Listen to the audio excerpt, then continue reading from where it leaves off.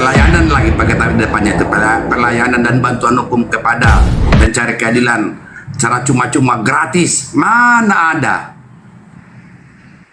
Jadi mereka itu advokat apa nama yang demikian itu, dan mereka Nanti aku kirim ke Opung ya bukti-bukti ya. ya kirim ke saya. Pertama buktinya ini. Pertama diskusi yang aku lakukan itu diskusi bagus, tidak ada satupun pelecehan di Komal Dayak Mualaf Channel. Tiba-tiba dia masuk, terus dia bilang tangkap Rifa. Ah, itu satu, itu intimidasi terang-terangan loh. Dia pakai akun realnya. Aku bisa buktikan kalau itu akun realnya. Kedua ya, Opung. Nih coba Opung bayangin ya. Dia nggak kenal sama aku, dia nggak pernah diskusi sama aku nggak pernah, nama dia nggak pernah terkenal loh sebelum ini loh. Ya tuh ada Bang Zuma di bawah. Abang Zuma mau naik nggak Bang? Bang mau naik nggak Bang? Turunin aku aja lah. Turunin aja saya, turunin Nggak, ya, saya, tunggu aku turunin saya naikin kalau dulu. mau. Turunin aku aja. Enggak, Opung sini aja. Aku mau curhat dulu. Biar tahu si Dosma itu mengintimidasi aku. Ini ada ya, bukti-bukti aku ada. Insya Allah aku akan share buktinya ke Opung semua. Dia nakut-nakutin aku, Pung. Jangan mau takut. Bang Zuma mana Bang Zuma? Tunggu aku. Ada Bang Zuma. Iya. Dikiranya mungkin aku nih orang terbuang ya, Pung. Padahal ada Opung. Mana nih Bang Zuma? Waduh. Oh ini Bang. Ini Bang, sudah Dosma Bang. Masya Allah. Assalamualaikum Bang. Subhanallah, Masya Allah. Ya, lanjut. Assalamualaikum Ini loh, Bang. warahmatullahi wabarakatuh. Guru besar saya, Maha Guru Bang Zuma. Waalaikumsalam warahmatullahi wabarakatuh. Abangku, abang profesorku yang paling ganteng se-Indonesia. Masya Allah. Luar biasa. Masya Allah. Subhanallah. Hormat dulu sama ada itu juga itu Maha Guru saya, Andi Celebes itu Bang Zuma. Oh iya, teman-teman semuanya, Dewan Guru yang ada di sini, Masya Allah semuanya, terima kasih banyak. Ya, silakan dilanjut. Nanti tolong kirimkan ke saya. Nanti saya coba dulu cari jalur tentang beliau ini. Kok sepertinya saya sendiri pribadi nggak bisa lah dibawa profesi yang hal demikian itu. Lain lah, beda lah. Soal kepercayaan dibawa profesi ini apa, nggak boleh demikian. Kalau perlu malah justru sebaiknya kita memberikan nasihat-nasihat hukum yang sehat. Bukan dengan segala macam cara. Insya Allah mudah-mudahan nanti akan saya coba cari ya, dapat saya berkomunikasi dengan beliau dengan baik. Ya Opung, ini saya sebagai warga negara Indonesia yang taat pajak ya. Opung nih, ini bukan karena kita, ini Opung ya, bukan karena kita dekat, bukan karena aku adiknya Bang Zuma. Tapi sebagai warga negara Indonesia yang imut, baik hati dan rajin menabung, bayar pajak, mahasiswi ya. Aku diintimidasi sama seorang pengacara. Aku nggak terima karena gara-gara dia bilang tangkap Rifa, di bawah banyak yang bilang, di mana kau, kami cari kau. Kan aku ditakut-takutin. Jadinya sama si Dosma itu, mentang-mentang istrinya hakim, mentang-mentang dia pengacara, bisa dia ngancam-ngancam aku. Aku nggak terima, Opung, ini sakit hati banget aku. Rasanya aku, pokoknya ini nggak takut sih, tapi ya nggak bisa lah Bun. Kan dia mengintimidasi pakai gelar kepengacaraannya Bun. Harus di ini Bun, dia harus didisiplinkan Bun. Bukan disiplin istilahnya, etika. Harus beretika, apalagi seorang advokat. Iya, pokoknya etika dia nggak ada sebagai pengacara. Masa ada pengacara kayak gitu, Opung? Dia masuk ke Komal, orang lagi diskusi baik-baik. Dia bukan pendiskusi, dia nggak pernah diskusi sama saya. Saya suruh naik, dia nggak naik. Tiba-tiba dia bilang tangkap Rifa katanya. Emang dia polisi? Emang bapaknya yang punya negara ini? Pokoknya Opung perjuangkan hak saya sebagai seorang warga negara Indonesia. Nggak bisa, saya nggak bisa. Insya Allah. Sudah ada Bang Zuma. Saya sudah nggak berani lagi berbicara karena Maha Guru saya sudah tiba. Maha Guru Andi ada, Maha Guru Zuma ada. Saya coba dulu undur diri dan sebentar mau kembali ke markas. Ke markas, Masya Allah. Ini masih di sawah ini Bang Zuma. Ini masih di sawah ini. Masih di sawah. Iya. Iya. Lanjut. Opung, izin tanya satu, boleh nggak Opung? Satu aja saya pertanyaan. Silakan. Gini Opung, apakah bisa dikenakan pasal kepada seseorang yang memberikan pembiayaan untuk melakukan penghujatan? Dua-duanya, yang menghujat dan yang memberikan pembiayaan pun berarti kan dia dapat bayaran suruhan orang, dapat pasal 55 itu KUHP. Nah, itu opung, kita di sini kan sudah dengar-dengar kabar bahwa dari pihak sebelah itu ada yang membiayai itu opung. Nah, kalau misalkan bisa dibuktikan itu berarti bisa kena semua itu opung ya? Kena lah. Diseret semua. Nah, itulah kasusnya KC. Kita ingin tahu sumber dia siapa dan sebagainya. Tapi kan dia tutup mulut. Akhirnya kan nggak bisa terbongkar lebih jauh. Kecuali kalau kita punya alat bukti demikian itu, ya kita bisa justru malah terlapor pertamanya itu ataupun nanti terdakwa pertama itu dia. Karena ada namanya itu, nawa itunya itu niat melakukan suatu kejahatan. Niat itu sudah terkena terlibat di dalamnya yang disebutkan dengan pasal 55 bersama-sama maupun sendiri-sendiri, dan ada permupakatan dan sebagainya gitu. Itu dapat dikenakan pasal 55. Tapi ada bisa kita buktikan nggak bahwa pelakunya itu atas pembiayaan terselenggara terlaksananya kejahatan itu dilakukan, kan gitu. Nanti kalau ibaratnya dia dapat duit, enggak, saya nggak dibayar. Oh, kamu dapat duit dari sini? Iya, aku dikasih dapat, tapi bukan untuk itu. Untuk katanya. Kan berarti terlindungi pemberinya. Gitu, itu satu hal. Ibaratnya kita memberikan suatu donasi untuk menghantam sesuatu. Tapi donasi yang kita berikan itu ternyata menyimpang apa yang diucapkannya. Nah, itu juga bisa bertaklid demikian.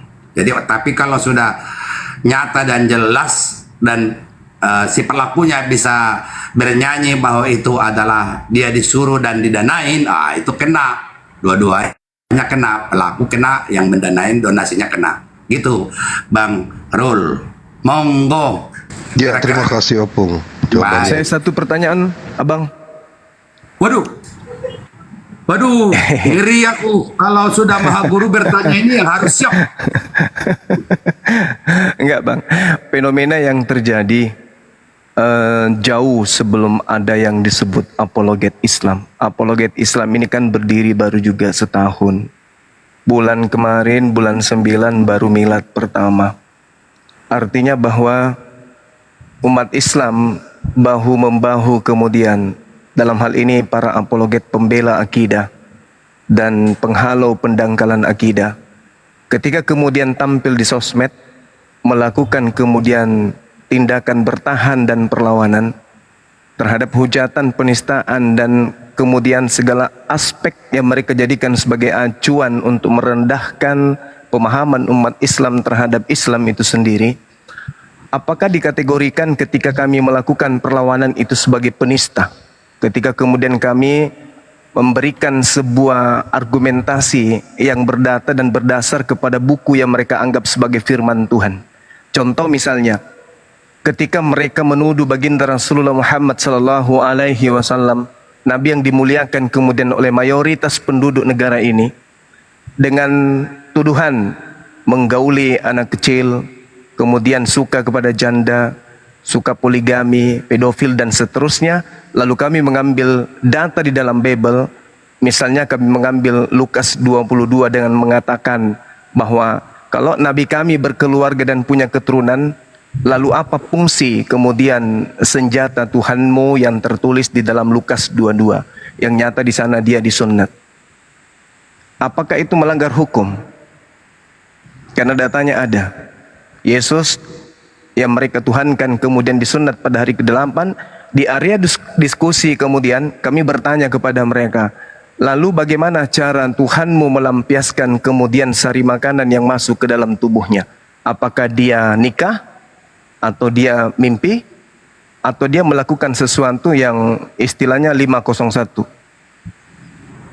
Apakah itu suatu pelanggaran, penistaan? Karena itu adalah sebuah pertanyaan. Silakan, Bang. Menurut kacamata Baik. hukum ini. Ya, terima kasih. dari konstruksi hukumnya itu, kalau tadi sudah awal sebelum Maha Guru saya Bang Juma ini masuk, kita sudah bahas Masya tentang Allah. pasal 156 KUHP. Maha Guru saya juga Andi tadi sudah kita bahas, namun begitu diulang nggak jadi masalah. Konstruksi hukumnya itu sepanjang itu diskusi, debat, apapun sebutannya, itu tidak masalah. Apalagi membalas, menjelaskan, mengcounter. Berarti diskusikan, debatkan. Kemudian kan itu adalah penghinaan atau penghujatan ataupun penistaan. Wah, yang dibacakan data. Kalau nggak ada data kan nggak mungkin, kecuali asumsi. Asumsi nggak boleh. Iya. Tapi kan ini data yang disampaikan, dibacakan, dikonter terhadap apa yang dilakukan oleh rival diskusi kita. Itu konstruksi hukumnya yang nggak mungkin dapat ditindak hukum, tidak memenuhi unsur. Namanya diskusi ataupun debat, berdebat. Kalau demikian ditutup mulut kita ini ya bukan debat namanya. Yang bisa ditindak itu adalah bila terjadi monolog. Kemudian bila terjadi kita seperti di Komal sekarang, Komalnya Uniripa ini sesama muslim, kita bahas kitab Veda, kita bahas kitab apa itu yang kitab sucinya Buddha, itu nggak boleh. Assalamualaikum. Waalaikumsalam warahmatullahi wabarakatuh. Nah, itu yang tidak boleh, Bang Juma. Oke, Atau baik. monolog. Baik. Kalau monolog itu juga kena. Ini yang seperti yang sekarang Rudi Simamora di Medan. Baik Bang, baik Bang. Itu Sedikit nggak lagi boleh, Bang. monolog itu nggak boleh. Terus kemudian sesama muslim membahas kitab suci orang lain itu juga dilarang. Kalau berdiskusi tentunya, makanya kita jangan terjebak di dalam hal komal-komal demikian itu. Mesti harus tegas bahwa, makanya kalau saya selalu perhatikan Bang Handi itu, kalau dia lagi moderatornya ditanya agamanya apa, kalau dia nggak kenal, selalu itu demikian. Kenapa? Bila terjadi diskusi demikian tentang lintas agama, mesti jelas. Bahkan banyak itu menyamar-menyamar, saya perhatikan. Nah, itu satu. Kemudian untuk membuktikan itu pun nanti memang makan proses. Mungkin ada klarifikasi. Dengan adanya LP, ada klarifikasi. Di klarifikasi itu kan akan dijelaskan, akan dilihat, diputar videonya. Oh, ini videomu, kamu menghujat, kamu menghina, kamu menggitu segala macam. Berarti itu kan bukan mengkonten. Kita menjelaskan apa yang disampaikan oleh rival kita berdiskusi, rival kita berdebat. Di mana pidananya? Tidak terpenuhi unsur 156. Dan itu sulit membuktikan yang demikian. Sulit itu. Makanya adanya begini bagono itu saya tenang-tenang aja. Jujur saya katakan, kalau saya katakan gawat, ini kan enggak. Kenapa? Karena yang dimaksudkan oleh mereka, baik Uniripa dan sebagainya itu kan dalam keadaan rival. Diskusi. Iya, betul. Kalau rival itu kan tidak masalah. Dan yang dibacakan oleh Bang Juma itu juga kan data. Cuman penyampaiannya itu melebihi orang Batak, intonasinya Maha Guru saya ini. Marahlah dia, marahlah aku sama Bang Juma. Karena sudah kencang. Nah, intonasinya orang Batak ini rupanya tidak kalah pula orang Makassar ini. Jadi sehingga seakan-akan itu penghinaan, penghujatan dan sebagainya. Nah, itu yang dapat saya jawab. Iya, Saya baik. jelaskan.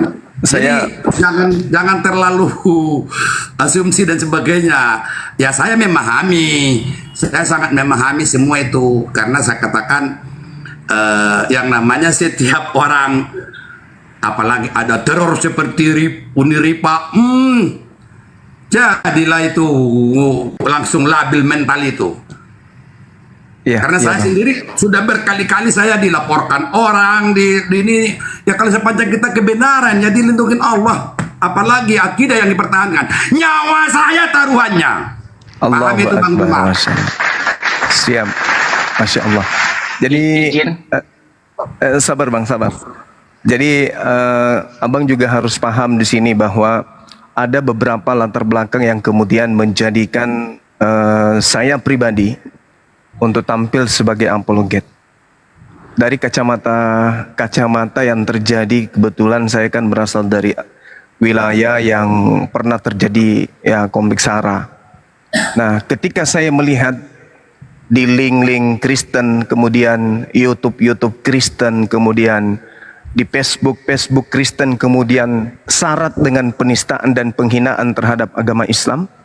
Nah, ini yang melatar belakangnya adalah saya tidak ingin terjadi adanya polemik yang lebih besar dikarenakan adanya penghujat penista yang kemudian memberikan tuduhan dan fitnahan terhadap Rasulullah, baik itu melalui Facebook, YouTube ataupun di medsos. Sehingga untuk kemudian tidak terjadi adanya kemarahan umat Islam secara global, saya mencoba tampil untuk meredam itu semua. Artinya tampil sebagai orang yang mewakili kesakitan hati mereka ketika nabinya dihujat, Tuhannya dinista, kitab sucinya direndahkan. Saya pasang badan untuk kemudian memberikan perlawanan terhadap mereka supaya umat Islam itu bisa tenang. Alhamdulillah sudah ada Bang Suma yang mewakili kita. Andaikan itu tidak, dan mereka terus melakukan hal itu penistaan, ya kita nggak bisa jamin bahwa umat Islam di Indonesia ini tidak akan marah. Tapi dengan adanya para apologet, umat Islam sebagian besar itu berterima kasih kepada kita. Alhamdulillah Anda sudah mewakili, kemudian sehingga apa yang mereka fitnahkan kepada baginda, kepada agama kita, kepada Tuhan kita bisa dengan sedikit demi sedikit bisa kemudian terpuaskan kepada kami dan terwakilkan. Nah, inilah sebabnya kami hadir untuk sebagai tameng dan memperlihatkan kepada umat Islam bahwa meskipun mereka hadir di sosmed, kita dari Islam juga bisa untuk mengkanter itu. Tapi yang terjadi sekarang seakan-akan para apologet ini yang menjadi pelaku utama. Sedangkan yang terjadi sebenarnya adalah apologet Islam itu hadir hanya untuk mengkanter dan menenangkan umat Islam secara umum, secara menyeluruh. Nah, itu bisa dibuktikan bahwa yang memulai menghujat, menista di sosmed itu adalah dari kelompok mereka. Itu bisa kita buktikan dari Facebook, dari YouTube, dari link-link yang ada di Google itu, yang ada di internet. Mereka yang memulai. Bahkan kalau kita lihat antara Al-Quran dan Bible, mereka di mana dua kitab ini yang memulai kemudian penistaan terhadap sembahan saudaranya? Apakah Al-Quran yang menistakan Tuhannya mereka, atau kitab mereka yang menistakan Tuhannya umat Islam? Dari situ aja kita bisa lihat. Jadi sebenarnya umat Islam di Indonesia ini sangat bersabar dan sangat toleransi dengan saudara-saudaranya Kristen. Sampai umat Islam itu diam ketika Tuhannya disebut punya anak, ketika Tuhannya disebut bodoh, ketika Tuhannya disebut kemudian menjadi manusia, mati digantung di tiang salib. Itu umat Islam sabar, diam. Ketika melihat saudara-saudaranya kemudian mengalami kristenisasi, pemurtadan secara massal, umat Islam masih diam dan seterusnya. Tapi mau sampai kapan kita diam? Mau sampai kapan? Makanya apologet ini dibentuk untuk menyadarkan para polemikus, untuk menyadarkan para misionaris. Kami sudah ada umat Islam untuk membentengi saudara-saudara kami. Tapi ternyata mereka tidak suka. Termasuk si Dosma tidak suka. Maunya kristenisasi lancar terus. Jadi umat Islam ini mau dipenjarakan semua biar aksi-aksi mereka, misi-misi mereka itu bisa berjalan terus. Nah, itu yang mereka inginkan. Padahal sekiranya mau sebagai pengacara, mana? Laporkan yang Kristen juga. Matamu di mana ketika kemudian Al-Quran diinjak? Matamu di mana ketika kemudian Rasulullah kami dihina? Tuhan kami dihina. Banyak di sosmed penghujat-penghujat Rasulullah. Coba, mana buktinya? Yang dilampor cuma Islam. Dan begitu dia duduk sebagai pelapor, dia seakan-akan mewakili semua penghujat Kristen untuk menghabisi kami ini para apologet Islam. Seakan-akan kami adalah penghujat dan apologet Kristen itu bukanlah penghujat. Padahal yang terlapor dan yang tertahan di penjara itu adalah dari kalangan mereka. Yang keluar dari Indonesia adalah penghujat-penghujat dari kalangan mereka. Kita dari Islam mana ada? Karena kita hanya bertahan. Nah, anehnya lagi, kita umat Islam yang meluruskan kemudian fitnahan mereka terhadap Islam, dilaporkan dan yang menjadi saksi adalah orang yang menginjak harkat martabat keagamaannya, yaitu yang menginjak Bible, malah dijadikan sebagai saksi, malah kemudian dibiayai untuk datang ke Medan. Artinya berkongko-kongko untuk mencelakai para apologet Islam dan mendukung penistaan terhadap Islam. Artinya kita bisa memutarbalikkan fakta. Sengaja kamu melakukan ini, membuat orang-orang bersaksi untuk supaya orang-orang Islam ini ya ribut dengan Islam itu sendiri. Padahal yang menjadi saksi adalah orang yang menginjak Bible. Orang yang menginjak Bible dijadikan saksi untuk melaporkan orang yang memperjuangkan akidahnya. Saya memperjuangkan Islamku, itu hak saya. Anda tidak suka, ya derita lo. Saya memperjuangkan agama saya, mati pun saya rela. Apalagi kalau cuma dilaporkan seperti itu. Nah, sementara yang menginjak kitabmu mana coba semangat kekristinanmu, Biblemu diinjak sama orang, malah yang kau laporkan orang lain. Dari sini aja kita lihat orang yang menginjak Bible ini adalah nilai yang paling tertinggi dalam sebuah agama. Kitab suci diinjak, malah yang menginjak kitabnya itu dijadikan sebagai kawan, dirangkul kemudian. Nah inilah kalau kacamata hukum sudah melihat pasti ada celah di situ. Saya kira begitu abangku. Mohon maaf ketika panjang lebar, yang pada intinya saya semangatnya memang sudah dicetak dari lahir ya untuk memperjuangkan akidah ini. Mati adalah sesuatu jalan satu-satunya kalau itu perlu. Intinya mati jihad atau merdeka, hanya itu. Hanya ada dua kata itu, Bang. Silakan. Suhada. Iya. Suhada di jalan Allah. Baik, terima kasih semuanya. Masih ada lagi, kalau enggak saya mau undur diri dulu. Opung minta izin guru-guru, saya satu pertanyaan saja, Opung. Silakan. Iya, mengenai Yesaya 45:21, tidak ada Allah selain Yesus. Itu apakah bukan bentuk penghinaan terhadap agama orang lain? Kalau itu saya bukan jagoannya apologet punya yang bisa membahas demikian. Dan juga seperti tadi saya katakan, jangan kita membahas kitab suci orang lain yang bukan kitab suci kita. Jadi nanti kita terkena itu, kita bahas kitab orang lain yang demikian itu, nanti kita kena itu terunsur nanti kawan. Sorry. Oh ya, oke. Opung, terima kasih Opung. Oke. Ini aja Ya, Opung. terima kasih Uniripa, semua para Ya, makasih Bang, makasih. yang ada dalam room ini maupun yang ada di bawah, dengan tidak mengurangi rasa hormat teruntuk pada maha guru saya, Bang Andi Celebes dan Bang Juma. Abang lucu nih. Mau Masya turun Allah. dulu ke bawah, saya akhiri. Maaf, sebelum saya tutup, bila mana ada kata-kata saya kurang berkenan, tentunya mohon dimaafkan. Mungkin lepas kontrol tadi satu kali, maklumlah karena sudah usia lanjut. Karena kalau sudah berbicara akidah, taruhannya nyawa. Bagi saya. Allahu Akbar.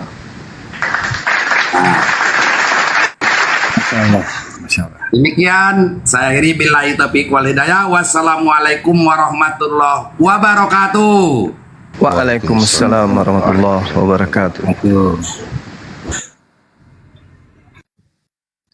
Tadi dapat Tuhan selain Yesus. Yesaya. Yesaya 45:21. Tidak ada Allah Itu selain terjemahan Yesus. tahun berapa itu? 1974. 1974. Iya. Tidak ada Allah Yesaya selain 4. daripadaku. Yesaya 45:21. Oh, terjemahan lama. Dibacakan itu. Jamaah lama itu. Terjemahan lama. Yesaya berapa? 45:21. 1974 itu nggak ada, Bang. Ada. Gini loh, Yesaya 45:21, tidak ada yang lain, tidak ada Allah selain daripadaku. Allah yang adil dan juru selamat, tidak ada yang lain kecuali aku. Tidak ada nama Yesus kok disebut, Bang. Nggak ada. Ku itu bukan Yesus ya? Enggak lah. Yesaya kok ada Yesus? Saya minta maaf. Yesaya itu bukan, enggak ada Yesus. Mereka mengatakan di Yesaya itu dipakai untuk nubuatan. Ya, Yesaya 96 dipakai untuk nubuatan. Yesaya belum ada Yesus, Bang. cuman kalau mereka tafsirkan, mereka menganggap Yesus, Tuhan itu Yesus. Ya Makanya ditabok lah sama yang punya kitab. Nah itu dia. Makanya saya rada-rada aneh, asing dengarnya. Assalamualaikum. Waalaikumsalam warahmatullahi wabarakatuh. Ya, Waalaikumsalam. Itulah kalau Ini bang, aku Halo Bang Andi. aku Islam. Izinkan saya Aku bertanya, mau Bang. Kok bareng-bareng berdua ngomong sih? Bang Juma ya. Satu-satu lah. Aku dari Bang Andi, izinkan saya api ya. Aduh ya Allah. Kenapa sih? Satu-satu dulu dong. Ya, satu-satu dulu. Untuk tunggu bentar. Nah, selesaikan dulu. Baru Bang Zuma selesai. Ini belum, ini topinya ya saya dulu. Ini harus diluruskan. Mandi udah selesai. Mumpung ada Banjuma. Ini kan Ya, diam dulu yang Ini nanti kan- kan bicara. Ini baru kalau Yudaisme membahas ini itulah Yudaisme itu kalau membaca ini pasti Yudaisme mengatakan gini. Yang disembah umat Islam itu juga yang kami sembah. Tapi dibalik Banjuma menyamakan sembahannya dengan Yahweh, dibalik oleh mereka. Bang Juma nggak pernah menyamakan Allah Subhanahu Wa Taala dengan apapun. Justru Yudaisme ini termasuk siapa itu yang dia percaya, Rabi Tobias Singer mengatakan sembahan kami adalah sama dengan Allah Subhanahu Wa Taala, jangan dibalik-balik. Laisa kami selisih ini kata Bang Juma. Allah tidak sama dengan apapun. Ya contoh mereka itu Yudaisme itu mereka menyamakan apa yang dia sembah yang disembah umat Islam. Makanya dia kalau lagi tefillah masuk ke masjid. Tapi kami nggak pernah ikut-ikutan sholat di sinagog kecuali dalam keadaan darurat perang misalnya. Jadi jangan dibalik-balik logikanya di sini. Nah, yang aneh adalah kalau diganti menjadi nama orang di situ. Nah itu baru aneh. Siapa yang mengganti nama orang di situ? Itulah orang yang tidak bertanggung jawab, perlu diluruskan. Itu kira Banyuma ini dipremikan dari sini, Banyuma tempatnya di sini. Kira-kira begitu Banyuma. Silakan diluruskan. Iya, makanya. Assalamualaikum. Waalaikumsalam. Salam ntar dulu Bang. Bang Salamnya Juma, ditunda Bang dulu Andi. apa? Ya Allah. Silakan dulu diluruskan Banyuma. Iya, jadi di situ ada kata Elohim ya. Di sana yang ada adalah kata Elohim, kemudian situ nggak ada kata Allah. Kalaupun kemudian bentuk tunggal daripada Elohim itu adalah Eloah, maka itu setara dengan kata ilah atau Rob, tidak menuju kepada Allah. Nah, beritahukanlah dan kemukakanlah alasanmu, biarlah mereka berunding bersama-sama siapakah yang mengabarkan hal ini dari zaman purbakala dan memberitahukannya dari sejak dahulu. Bukankah aku Tuhan? Bukankah aku Tuhan? Bukankah aku Yod-Heh-Vav-He atau Hasem? Tidak ada yang lain. Tidak ada Allah selain daripada aku. Ini makanya saya katakan di sini, di data ini tidak ada Elohim, harusnya tidak ada sembahan. Tidak ada sembahan-sembahan selain daripada aku. Itu. Nah, ini terjemahannya kemudian memasukkan kata Allah sehingga kita umat Islam itu protes. Karena kata Elohim ini merujuk kepada sembahan, ilah.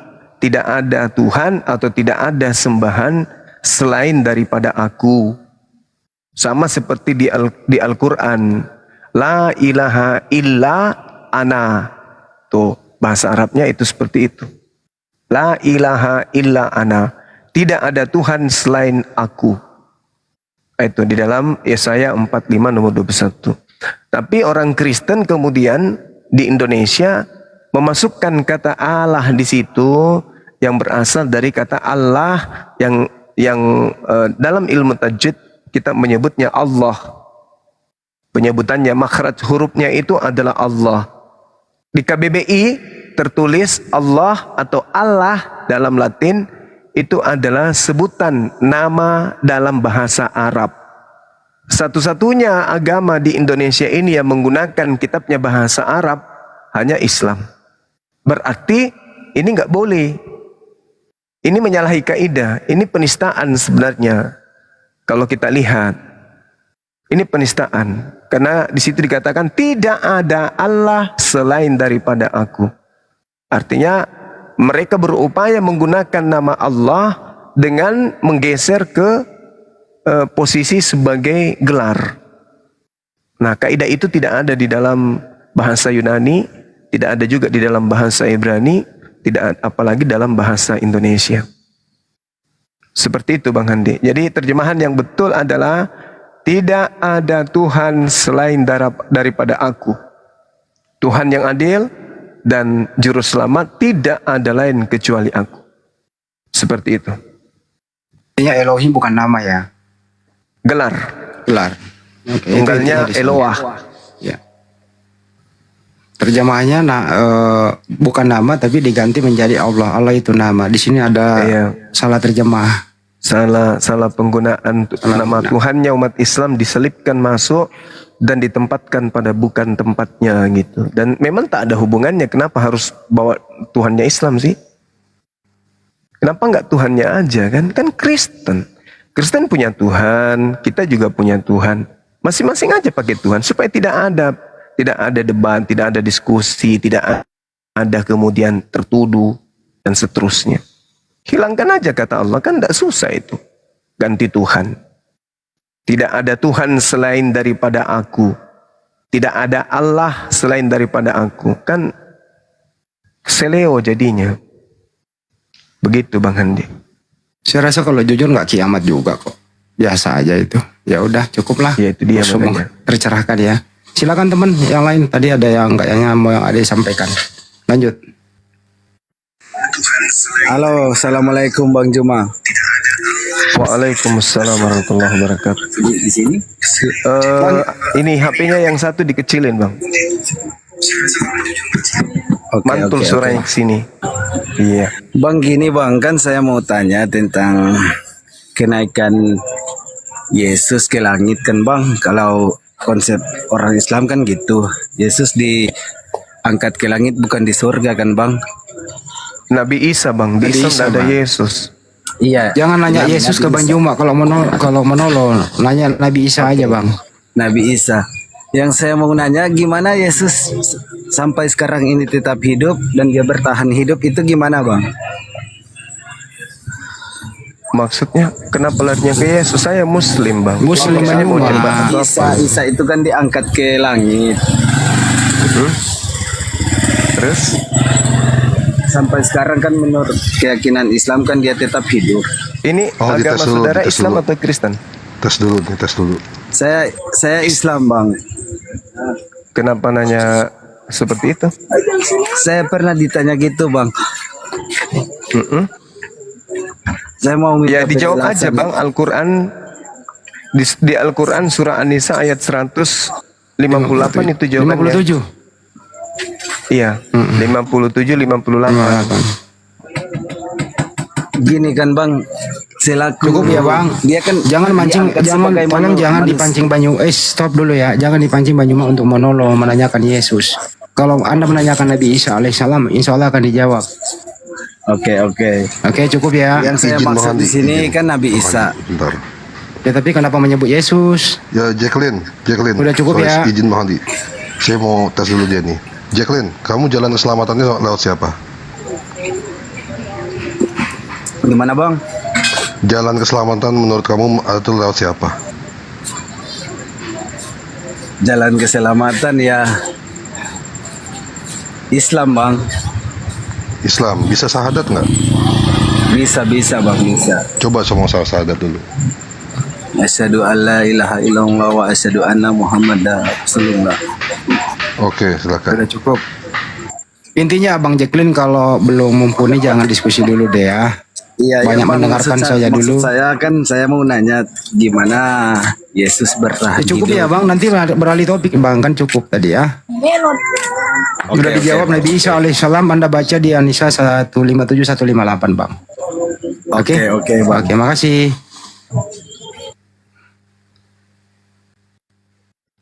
Kembali kita ke topik ya. Oke, silakan. Ya. Kenapa kita ini ada? Udah dijelaskan berkali-kali. Pertama adalah waspadai. Misionaris itu masuk dari desa bahkan di kota. Berbagai macam cara yang dia lakukan. Misionaris.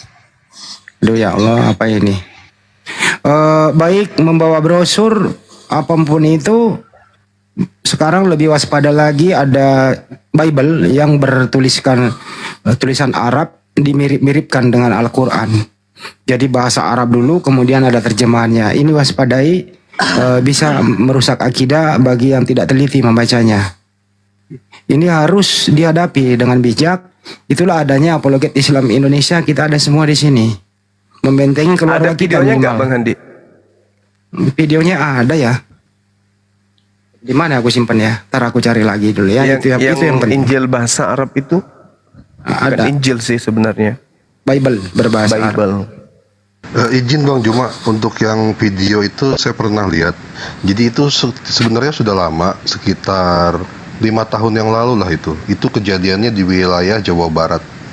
Yang Injil tapi bahasanya Arab. Itu sudah lama sekali sebenarnya. Berita lama aja yang ada yang angkat lagi aja itu. Ya, terima kasih Bang Juma. Oh iya.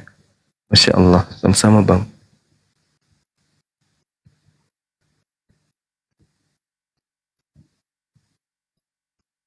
Ada. Jadi itu waspada ya yang kayak begini-beginian. Makanya saudara-saudaraku muslim ya rajin-rajinlah ke majelis taklim, rajin-rajinlah mendekati guru ngaji. Supaya Anda tidak bisa dibodohi dengan Bible yang berbahasa Arab itu. Karena mereka berbagai macam cara yang dia lakukan untuk mencari pengikut. Belanda sudah pergi dengan pemaksaan, mereka meneruskan dengan cara-cara licik. Itulah yang disebut misionaris. Baik C1, C2, C3, C4 sampai C5, C6. Ini juga C6 sangat berbahaya. Tampilannya sangat Islam, pintar ngaji segala macam. Tapi sangat berbahaya. Anda nggak bisa menandai dia seperti apa. Tidak akan pernah ketahuan. Itu waspada. Tapi omongannya pasti ada yang keseleo. Beda-beda tipis dengan Syiah. Hati-hati, waspada yang demikian. Yang paling parah adalah Iya benar. media-media mainstream. Itu juga banyak memprovokasi umat. Akhirnya menjustifikasi bahwa Islam itu ajarannya radikal apa segala macam. Jangan mudah terprovokasi. Yang kita luruskan selama ini adalah output dari Lembaga Bible Indonesia. Yang perlu kita kritik tiap hari. Ini tugas kita semua. Jangan naif, jangan tidur, tetap semangat, tapi kritik dia dengan ilmu. Jangan pakai emosi dan dendam. Nah, output ini penggunanya ini ada yang tersadarkan, ada yang tidak. Yang tidak tersadarkan kembali melawan dengan cara bebas, membahas Al-Quran seenaknya. Inilah yang dilakukan oleh anak Batak. Inilah yang dilakukan oleh Saifuddin Ibrahim Sipaujong. Jadi waspada, tetap harus berilmu sebelum naik ke komal mereka. Itu dari saya. Silakan yang baru masuk. Assalamualaikum.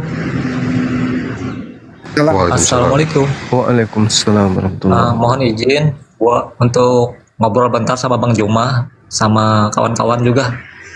Dari berdirinya api, sebelum berdirinya api, saya udah ngikutin.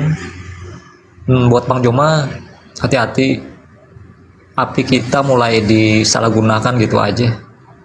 Iya Bang, makasih Bang, makasih. Iya. Insyaallah. Saya sangat berterima kasih sama Bang Juma. Kita sama-sama mencegah kemurtadan. Salam satu Tuhan itu aja. Terima kasih. Iya, Masya Allah. Salam tauhid, salam satu Tuhan. Makasih Bang. Oke, terima kasih ya Bangku. Izin turunkan ya Bang. Ya, iya. Cuma pesan. Ini teman-teman nih. Ya, ini teman-teman. Kalau kita lihat kan sudah bilang bahwa negara kita ini tidak diisi dengan orang tol. Kita punya pemerintahan, kita punya ada Kapolda, Kapolres, jajarannya harus putus ya. Uni putus-putus Uni. Maaf Uni putus-putus nih. Udahlah. Ya, putus aku. Iya masih putus-putus.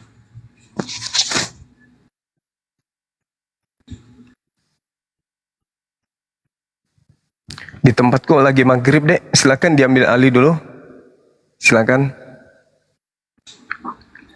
Iya Kanda. Sebentar lagi sama ini. Di Burundi masih lama ini. Sini masih pagi. Jam 10 pagi Burundi ini. Jadi itu ya teman-teman, ya tetap harus